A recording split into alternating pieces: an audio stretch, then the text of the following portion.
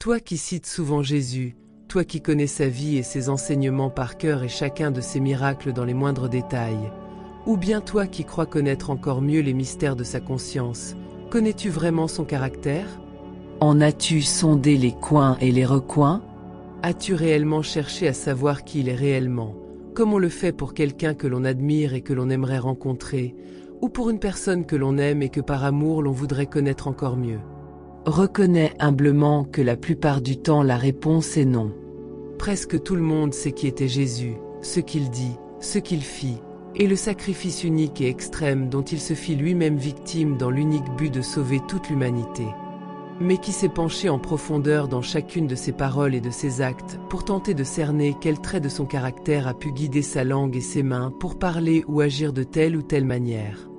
Pourtant, il est facile de le savoir, il suffit de sonder les Écritures. Mais bien souvent, nous ne lisons pas la Bible dans cet esprit, n'est-ce pas? Ce qui est bien compréhensible, étant donné que ce n'est pas autour du caractère de Jésus que les prêtres, les pasteurs, les guides spirituels ou les prophètes choisissent le plus souvent d'axer leur prédication, mais plutôt autour de sa nature divine, son aura, ses miracles et sa mission. Ce dernier point de vue est naturellement important et nécessaire, mais il reste incomplet si l'on ne prend la peine d'examiner en parallèle le caractère de Jésus, et surtout la manière dont ce caractère fut exprimé en paroles et en actes dans sa vie quotidienne. On se demande rarement pourquoi Jésus agit de telle manière et pas autrement. Ce qui le poussa à parler de telle ou telle façon, à poser tel ou tel acte. Pourtant, tenter de répondre à ces questions pourrait bien nous permettre de lever quelques dernières énigmes spirituelles, car le caractère de Jésus recèle bien plus de secrets à découvrir et de mystères à révéler qu'on a pour habitude de le penser. Certaines des paroles christiques seraient beaucoup plus parlantes à nos yeux si nous comprenions quel trait de son caractère a conduit Jésus à les prononcer. N'oublions pas quelque chose d'important. Jésus ne vint pas sur terre pour accomplir sa mission en habit de roi et couronné de gloire, mais en tant que simple homme parmi les hommes. Bien sûr, sa mission était de témoigner de la vérité, mais pas uniquement. Par son exemple et à travers son expérience, il vint aussi convaincre les humains du fait qu'ils possèdent en eux le pouvoir de se libérer des chaînes de l'illusion, tout comme lui-même le fit. Il leur montra également comment faire pour y parvenir. Or tout ce qu'il dit, tout ce qu'il fit, pourquoi le dit-il? Pourquoi le fit-il? Parce qu'il se sentait poussé à le faire. Parce qu'il n'eût pu faire autrement. Parce que ses paroles et ses actes étaient l'expression pure et authentique de son caractère. Voyons donc quels étaient les traits de caractère de Jésus. On pourrait différencier ces divers traits de caractère en les qualifiant de masculin ou de féminin. On pourrait parler de masculin divin et de féminin divin, ainsi que certains nomment ces deux pôles. À cet égard, on peut affirmer sans hésiter que Jésus a brillamment réussi à harmoniser en lui-même son masculin divin et son féminin divin. Et c'est peut-être là l'un des mystères dont il est venu nous offrir la clé. Mais n'entrons pas dans ces considérations dualistes.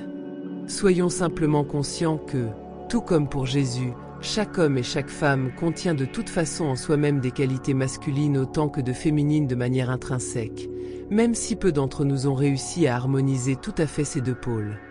Classons plutôt les traits de caractère de Jésus dans trois grands groupes. Le premier concernerait ses qualités humaines dans les relations interpersonnelles. Le deuxième, ses qualités humano-divines. Le troisième, ses qualités d'affirmation de soi. Voyons tout d'abord les qualités interpersonnelles, car ce sont les plus importantes. On aurait tendance à penser qu'entre ces trois catégories, la plus importante est plutôt celle des qualités humano-divines. Le fait est qu'aux yeux d'un croyant fidèle et fervent, qu'est-ce qui peut être plus important que Dieu lui-même? Et pourtant, si cette pensée n'était pas tout à fait juste, si elle était incomplète?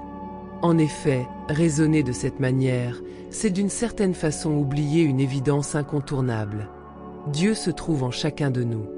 Aussi, sans même nous en rendre compte, lorsque nous soignons nos relations interpersonnelles, en réalité nous honorons Dieu lui-même. Tout le parcours de Jésus peut se résumer en cette compréhension supérieure qu'il avait de la véritable nature de Dieu. Car, Pourquoi Jésus vint-il sur terre? Était-ce pour se réaffirmer égoïstement et orgueilleusement à lui-même ses qualités relationnelles avec le divin? Ceci, il aurait tout aussi bien pu le faire en restant là où il était. En réalité, sa mission sacrée était d'enseigner aux humains à partir de sa propre expérience, parce qu'il savait que c'était là le chemin le plus direct, le plus sûr et le plus authentique vers la conscience de soi, et donc vers la divinité. Pour cela, il devait exprimer aux yeux de toutes ses qualités selon lui nécessaires pour, justement, pouvoir approcher le divin, tel que lui-même avait la chance et l'honneur de le côtoyer. À cet égard, quelle est la principale qualité que doit posséder un homme pour pouvoir approcher ses semblables avec les meilleures intentions? L'empathie. Jésus était, et il est toujours rempli d'empathie envers tous. La Bible ne manque pas d'exemples à cet égard. C'était par empathie que Jésus adressait toujours un mot de réconfort à chacun, qu'il prenait du temps pour écouter, pour aider, pour soulager, pour encourager. C'était par empathie qu'il guérissait les malades, aussi bien physiquement que moralement. C'était par empathie également qu'il dispensait généreusement sa parole à quiconque voulait bien l'écouter, dans le but de partager gratuitement avec les autres ce que lui-même avait reçu gratuitement. Jésus était un être rempli de compassion pour ses semblables. Les versets 36 à 38 de Matthieu 9 illustrent puissamment cette idée et résument à eux seuls toute sa mission. Voyant les foules, Jésus fut ému de compassion envers elles, parce qu'elles étaient désemparées et abattues comme des brebis sans berger. Il dit alors à ses disciples, « La moisson est abondante, mais les ouvriers sont peu nombreux. Priez donc le maître de la moisson d'envoyer des ouvriers pour sa moisson. » Jésus ne fit pas qu'être ému de compassion pour ses semblables. Il agit aussitôt pour remédier à ce qu'il estimait injuste et qui le rendait triste. Parce qu'ainsi était Jésus. Il ne pouvait jamais rester indifférent devant la souffrance humaine. Ceci parce qu'il était un être sensible, ainsi que le dit le verset 41 de Luc 19 lorsqu'il parle de Jérusalem. Comme il approchait de la ville, Jésus, en la voyant, pleura sur elle. Jésus était également indulgent envers ses semblables. Il ne les condamnait pas, mais cherchait plutôt à les remettre sur la bonne voie, tout en leur pardonnant leurs erreurs avec beaucoup de bienveillance, ainsi qu'il est dit dans Jean 5, verset 14 en parlant d'un homme qu'il avait guéri. Jésus le trouva dans le temple, et lui dit, « Voici, tu as été guéri. Ne pêche plus, de peur qu'il ne t'arrive quelque chose de pire. » Notons que Jésus ne dit pas « Ne pêche plus, sinon tu subiras la colère divine », comme certains seraient tentés d'interpréter ce verset, mais « Ne pêche plus, de peur qu'il ne t'arrive quelque chose de pire ». On voit bien là toute la compassion de Jésus, dont la seule crainte était que ses semblables puissent souffrir de nouveau après qu'il les avait guéris.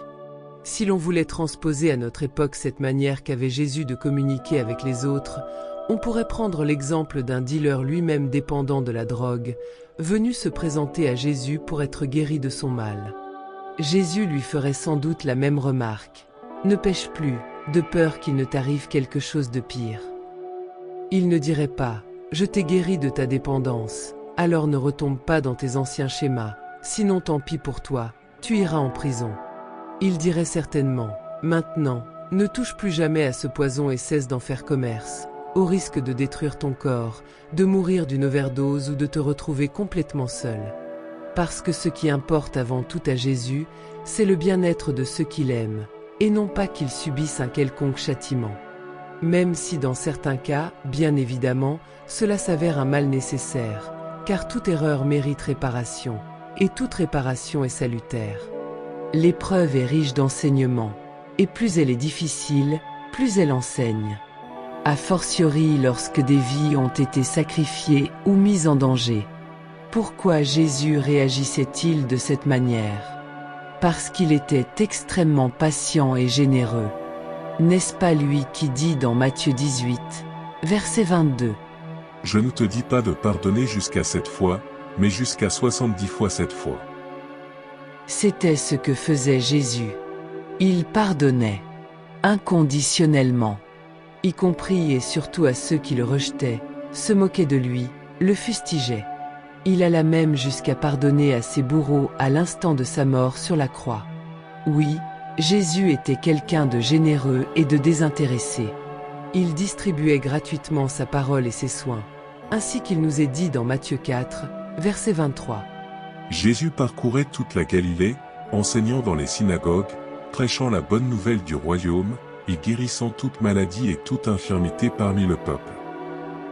Et enfin, en dépit de toutes ces qualités rares qui témoignaient d'un don d'empathie extraordinaire, Jésus restait humble. Jamais il ne mit ses connaissances en avant pour en tirer gloire. Tout ce qu'il fit, il le fit avec son cœur et en toute humilité, avec un profond respect de ses semblables et un sens du service hors du commun. Le plus bel exemple de son humilité fut cette occasion qu'il eut de laver les pieds de ses disciples. Il le dit lui-même. Vous m'appelez Maître et Seigneur, et vous dites bien, car je le suis.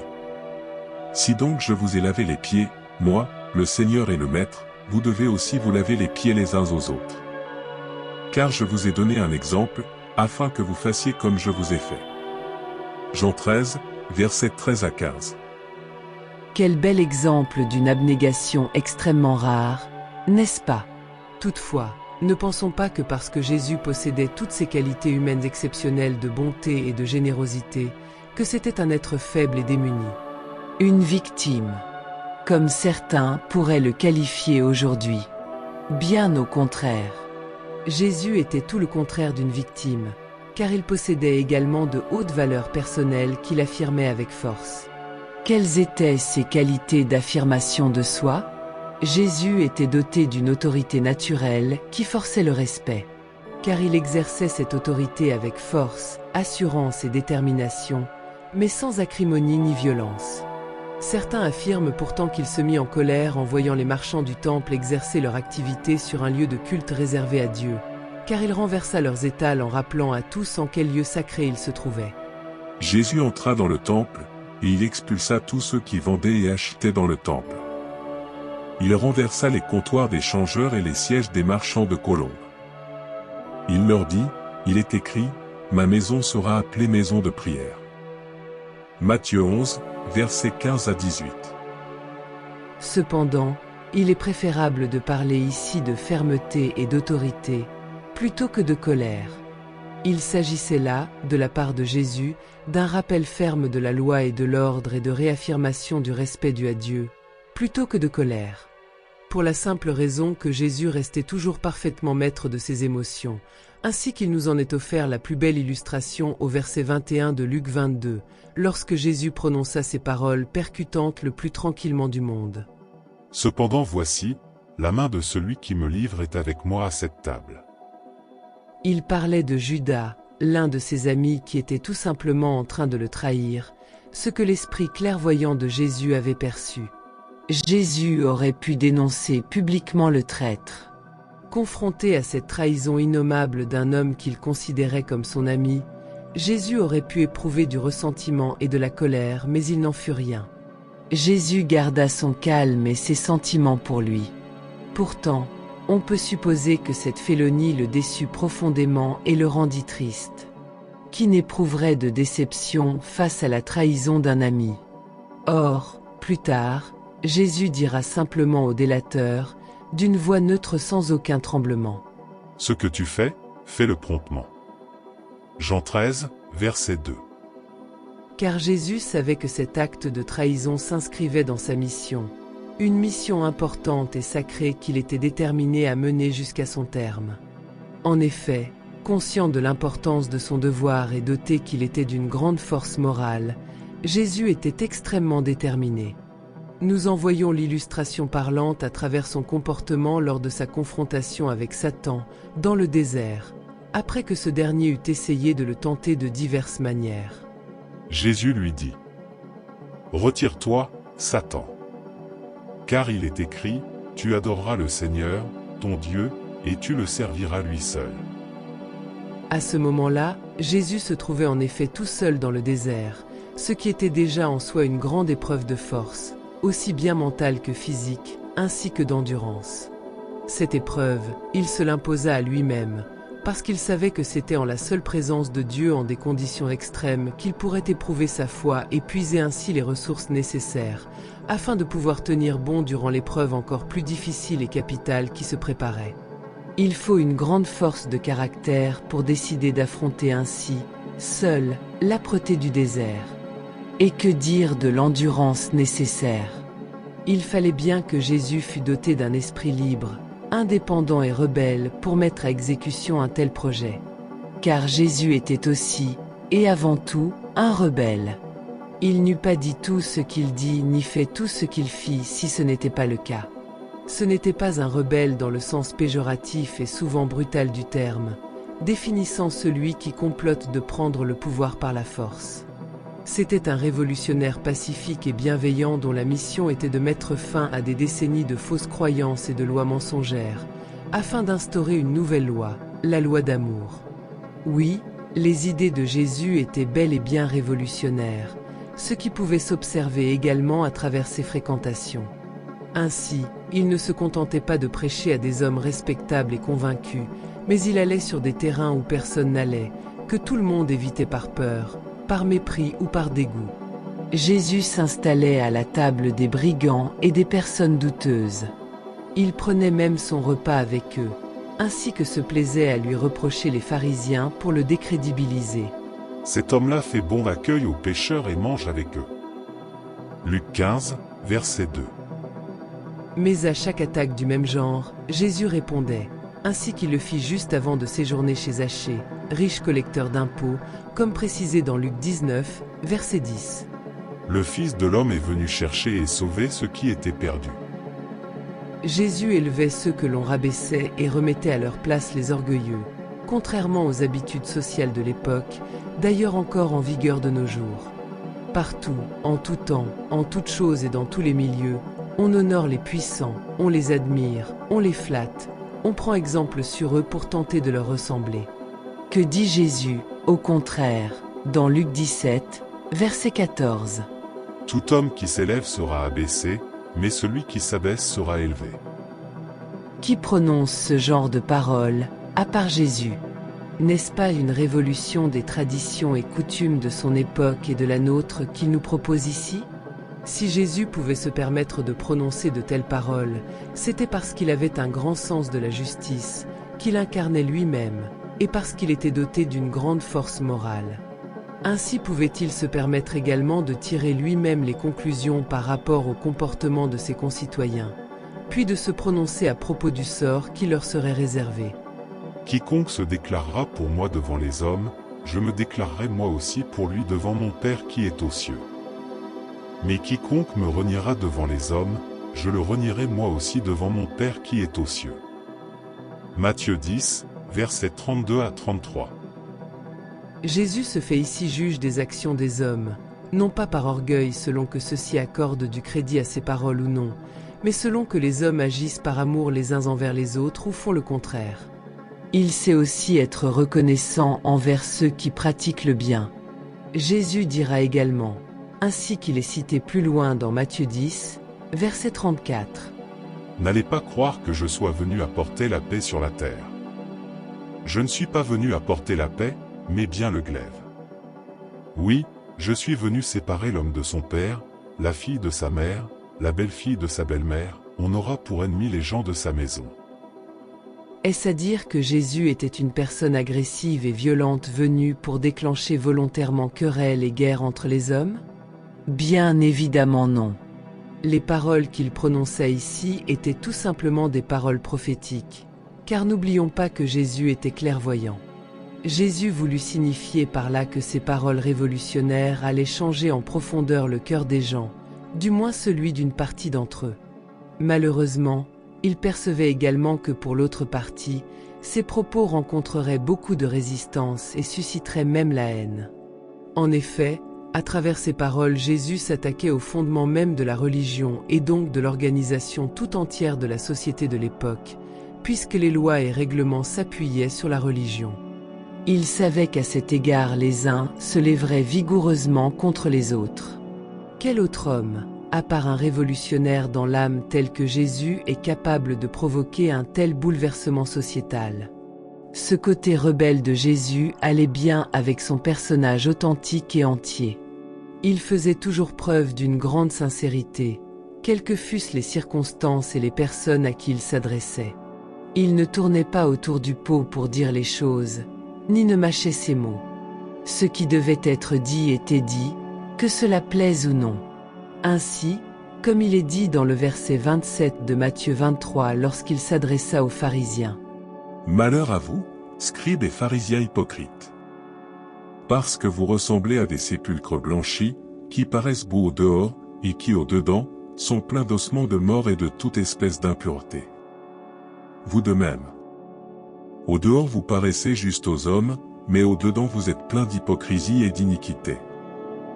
Nous voyons bien à travers ce verset que la mission de Jésus n'était pas seulement de guider, de convertir et de guérir, mais aussi d'alerter sur les dysfonctionnements et de dénoncer leurs auteurs, ceux-ci sans langue de bois. Le caractère bon, généreux, compatissant et clément de Jésus n'entravait nullement sa détermination à rétablir la loi divine d'amour qui avait été savamment détournée et occultée pendant des siècles. Et si Jésus pouvait manifester ainsi avec puissance aux yeux de tous la coexistence en lui-même de ses hautes qualités humaines interpersonnelles et celles de l'affirmation de soi, c'était sans aucun doute parce qu'il possédait également ces qualités humano-divines que le commun des mortels ne possède pas. Quelles sont donc ces qualités humano-divines ? Ce qui caractérisait sans doute le plus Jésus au premier abord, aux yeux de ceux qui faisaient sa connaissance, c'était son originalité, ainsi que sa liberté et son indépendance d'esprit. Une chose est sûre, Jésus ne passait pas inaperçu. Aux yeux de beaucoup, il passait pour un marginal doté d'un comportement étrange. Puis, quand on le connaissait mieux, on découvrait alors que ses paroles et ses actes l'étaient encore plus. Jésus ne faisait rien comme tout le monde. À cet égard, il intriguait beaucoup, et pouvait même intimider certains. Son regard doux et ses paroles sages autant que mystérieuses, associées à son attitude déterminée, forçaient le respect. Il est probable que malgré la simplicité de sa tenue, de son métier de charpentier, et de son comportement en général, certains perçurent immédiatement la noblesse de son caractère, voire captèrent son aura divine. En tout état de cause, il avait une personnalité à part qui ne laissait personne indifférent. En effet, ses paroles étaient d'une telle intelligence et d'une telle sagesse que beaucoup comprirent immédiatement, parfois malgré eux et souvent par intuition, leur provenance divine. À certaines questions, Jésus répondait de manière logique, mais c'était une logique inaccessible pour certains. Ainsi lorsqu'il dit dans Matthieu 9, verset 14. Alors les disciples de Jean vinrent auprès de Jésus, et dirent : Pourquoi nous et les pharisiens jeûnons-nous, tandis que tes disciples ne jeûnent point ? Jésus leur répondit : Les amis de l'époux peuvent-ils s'affliger pendant que l'époux est avec eux ? Les jours viendront où l'époux leur sera enlevé, et alors ils jeûneront. Jésus faisait également preuve d'un grand discernement. Il percevait immédiatement la ruse et les intentions perfides dans les propos de ses détracteurs, qu'il déjouait toujours d'une habile parole de sagesse, ainsi qu'il le fit lorsqu'on lui posa une question à propos de l'impôt dû à César. Ces gens lui posèrent cette question.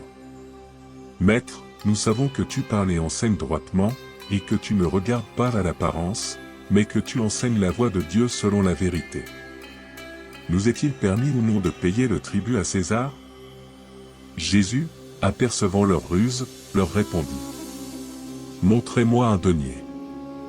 De qui porte-t-il l'effigie et l'inscription ? De César. Répondirent-ils. Alors il leur dit : Rendez donc à César ce qui est à César, et à Dieu ce qui est à Dieu. Ils ne purent rien reprendre dans ses paroles devant le peuple, mais étonnés de sa réponse, ils gardèrent le silence. Luc 20, versets 20 à 26.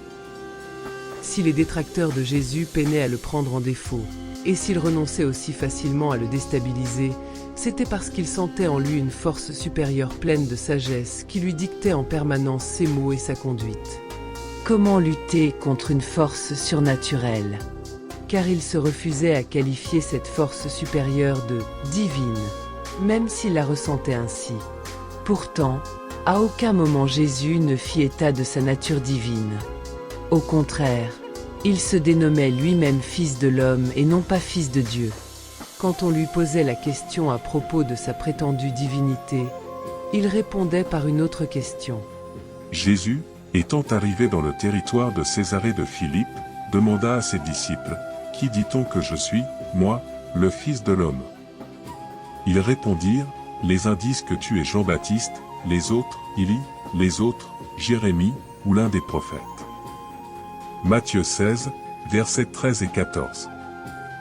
Cependant, du fait que Jésus était constamment en connexion directe avec Dieu, il émanait de lui une puissance divine extraordinaire que percevaient instinctivement les plus spirituels des personnes qui le côtoyaient, et même les autres, y compris ses détracteurs. La foi inébranlable de Jésus, sans aucun doute, faisait de lui cet être extraordinaire aux pouvoirs surnaturels exorbitants que tout le monde connaît. Son amour inconditionnel envers tous ceux qu'il croisait authentifiait sa qualité de guérisseur et de sauveur généreux et tout-puissant. Sa prestance royale et humble à la fois, sa force de caractère et sa détermination témoignaient de sa nature chevaleresque.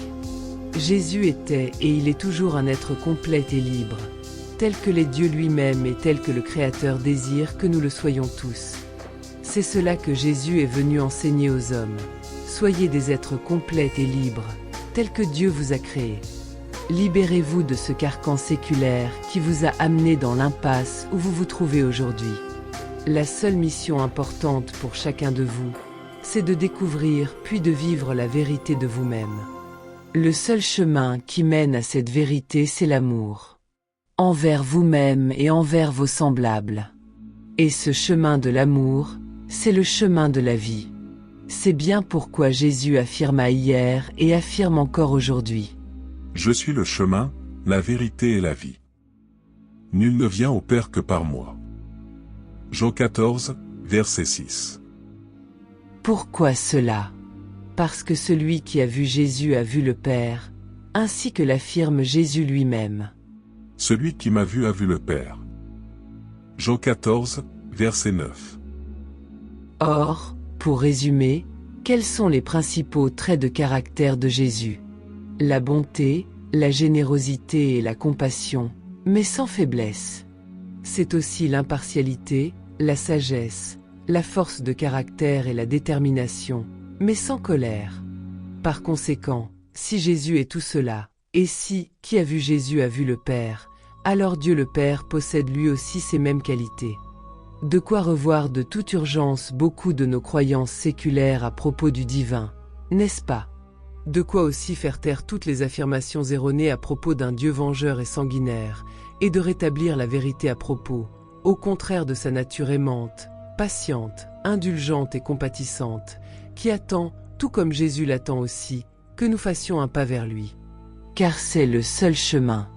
Ainsi, si l'on veut suivre Jésus qui est le chemin, la vérité et la vie, il est nécessaire de refléter son caractère, et non se contenter de répéter ces mots de façon mécanique, sans réfléchir à l'intention qui les a produits et mis en action, ni au caractère qui sous-tend cette intention. Autrement dit, et Jésus l'a résumé en un verset essentiel non équivoque. Je vous donne un commandement nouveau. Aimez-vous les uns les autres. Comme je vous ai aimé, vous aussi, aimez-vous les uns les autres. À ceci tous connaîtront que vous êtes mes disciples, si vous avez de l'amour les uns pour les autres. Jean 13, versets 34 et 35. Car en réalité, toutes les qualités humaines et divines de Jésus peuvent se résumer en un seul mot, amour. Pourquoi est-il si important pour nous tous de refléter le caractère de Jésus? C'est très simple, parce que la seule manière d'obtenir les résultats que Jésus a obtenus, ce n'est pas d'appliquer bêtement ses commandements pour tenter de se réserver une petite place au paradis, c'est de refléter en nous son caractère, miroir de son amour inconditionnel. Imaginons un juge totalement dépourvu d'émotions et de sentiments. Un jour, il doit juger un meurtrier pour un crime dont on possède les preuves irréfutables. L'assassin lui-même reconnaît les faits. Ce juge totalement insensible ne va probablement pas chercher à savoir si le présumé coupable bénéficie de circonstances atténuantes, ni se renseigner sur ce qui l'a motivé à commettre son geste.